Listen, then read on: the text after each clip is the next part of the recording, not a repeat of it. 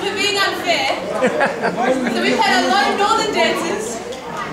Paddy, can you just bring in the kind of the northern music? Well, Krhth is the biggest island in Greece. And there's 4 different provinces in Greece. From the east, you have Kozanhs, then Iraklio, Krhtiko, and Kozanh.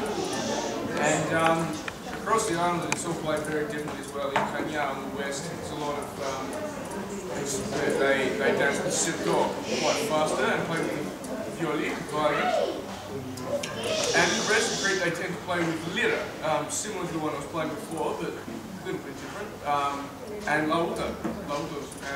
The Surto, there's the Surto as it's played in Crete these days originates from how they played it in Kozanh in the west. So the most important dance really, any kind of yiri or blendi or gamus, fantasy, whatever is the Krhtiko Surto. And it's quite, I won't play it too fast, but if anyone, you know the steps, yeah, of course. If anyone who knows Krhtiko Surto, dance with Daisy, please. Paddy, can you just talk about how northern music is different from the southern music in Greece? In southern Greece, well, because the northern part of Greece is... How much do you use a mic, Paddy? Oh, okay.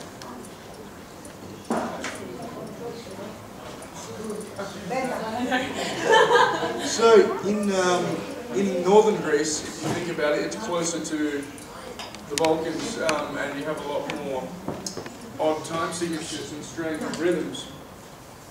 Whereas down in the islands, it's a lot more straighter tempos in Krhthi and the Kozanhs and like they have sustas. I mean, they have, and still a lot of common dances like the susta and these things. But the island music tends to be a little less Balkan-like, you know, and it's sort of played at a much more of a steadier tempo and a bit more, you might say, Mediterranean because it's near Italy and so that's, I guess, how it differs probably. And as far as the dancing goes, Cretan dancing is very up and very light. Islanders, yeah? So it suits the style of an islander. And the northern dancers tend to be more grounded, particularly pontoon dancing that is completely grounded. So it's all about bending your knees and not lifting your feet very much at all. Whereas Krhth is very much about being up off the ground. So Daisy must be multi-skilled because she's hit pontoon, she's hit, you know, northern Greece, and then she's gone down to the bottom of Crete. Very different styles of dancing. Paddy, what's that song called? This is a Krhtiko Surto, they call it Krhtiko Surto. So first Surto.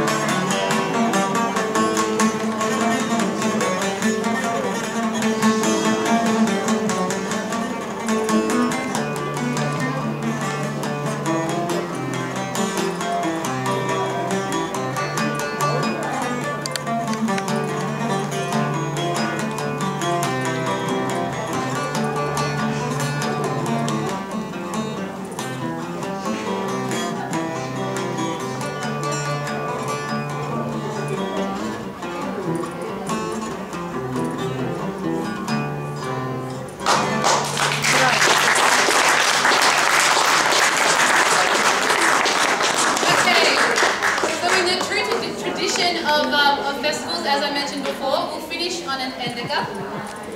So for the new faces in the audience, traditionally this is the song and the dance that festivals end on, celebrations end on, and it means, hey guys, the musicians are tired, go home.